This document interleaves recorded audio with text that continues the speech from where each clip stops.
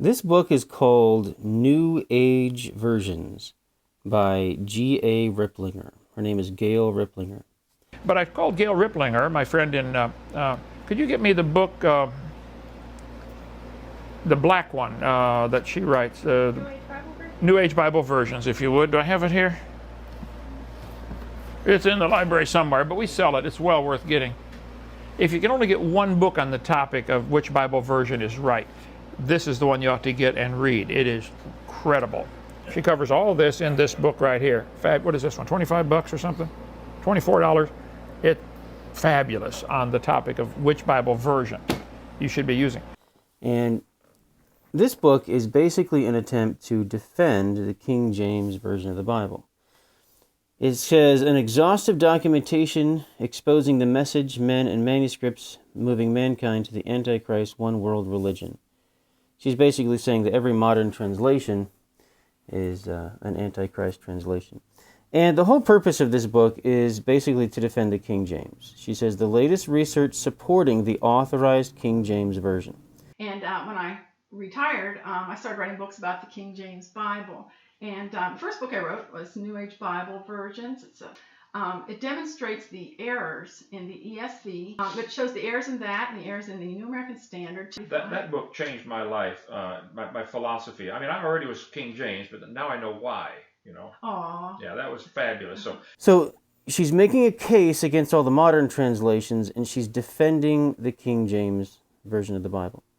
Now, she says something in this book about the Greek Septuagint. In this book, she talks about the Greek Septuagint.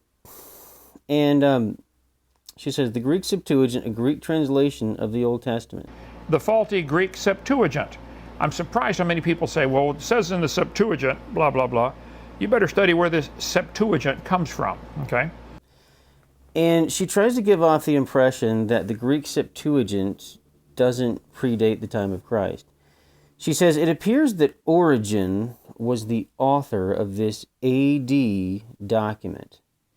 Notice how she says that Origen, he's a church father who lived after the time of Christ, and she calls the Greek Septuagint an AD document. She's saying that the Greek Septuagint is something that a church father created after the time of Christ. Now, who is this guy named Origen? Well, this guy Origen of Alexandria, he lived from about 185 to about 254. Well, they put CE, but it's actually AD, after the time of Christ. Origen of Alexandria, he's a Christian theologian. And so, Origen of Alexandria is a church father who lived after the time of Christ. And so she's trying to give the impression that the Septuagint, the Greek Septuagint, is after the time of Christ. She says it appears that Origen was the author of this AD document. So she's saying that this church father who lived after the time of Christ is the guy who authored the Greek Septuagint, is what she's saying. And even on the next page, she says all of the LXX manuscripts, all of the Greek Septuagint manuscripts cited in this concordance were written after AD 200. So she's trying to give off the impression that the Greek Septuagint was copied after the time of Christ. Okay, and remember, she's doing this because she wants to defend the King James Version of the Bible. The whole purpose here, the whole purpose of this book is the latest research supporting the authorized King James Version. The whole point of this book is to defend the King James Version of the Bible. Okay, well, I want to know what the King James translators themselves had to say. You see, this is the 400th anniversary edition of the King James Bible, 1611 King James. This is an exact photocopy replica of the original King James. Now, in the very beginning of the book, and this is from the original 1611 copy, this is a photocopy replica. There's this note called the translators to the reader. So this is a note from the translators to the reader.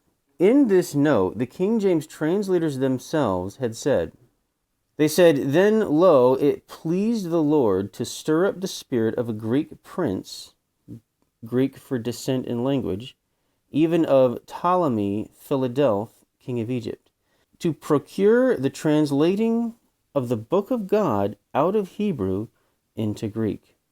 This is the translation of the 70 interpreters, the 72 translators, the Greek Septuagint.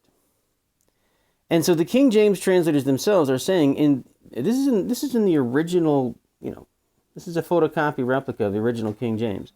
And in their note from the translator to the reader, they are saying that the Greek was translated, the Hebrew Bible was translated out of Hebrew into Greek during the reign of Ptolemy Philadelph, king of Egypt, during his reign. Now, who is this guy? Who is this Ptolemy Philadelph? I'll tell you who he is. I mean, you can look it up on Wikipedia. Here it is. Ptolemy Philadelphus. This is from Wikipedia. And here's a statue, apparently, that was made of him. And it says that this guy, Ptolemy Philadelph, he ruled Egypt from about 283 to 246 BC. And so the King James translators themselves are saying that the Greek Septuagint was translated during the reign of Ptolemy Philadelphus, which is 283 to 246 BC. So when I said in my video that the Greek Septuagint was translated about 250 BC, well, yeah, 250 falls within here, doesn't it? From 283 to 246 BC, the Greek Septuagint was translated during his reign, during this time, before the time of Christ. And it was translated by 72 Jewish translators. It was not invented or authored by this guy, Origen of Alexandria. This is after the time of Christ. When they put CE, they're talking AD. They're talking after the time of Christ. This guy did not author the Septuagint. The Septuagint was translated a long, long, long time before he was even born. The Septuagint was translated way back in the days of Ptolemy II Philadelphus. And, even the King James translators themselves had said this. Okay? This book is an exact replica of the original 1611 King James. Okay? It's an exact page-by-page, digitally remastered replica of the original 1611 printing. And you can go into this book and you can see from the translators to the reader. And in this book, look at what they say in this note. It's really interesting what they say. It says, "But when the fullness of time drew near, that the Son of Righteousness, the Son of God, should come into the world, whom God ordained to be reconciliation through faith in his blood, not of Jew only, but also of Greeks, yea, of all them that were scattered abroad, then lo, it pleased the Lord to stir up the spirit of a Greek prince, Greek for descent in language, even of Ptolemy Philadelph, king of Egypt, to procure the translating of the book of God out of Hebrew into Greek." This is the translation of the 70 interpreters.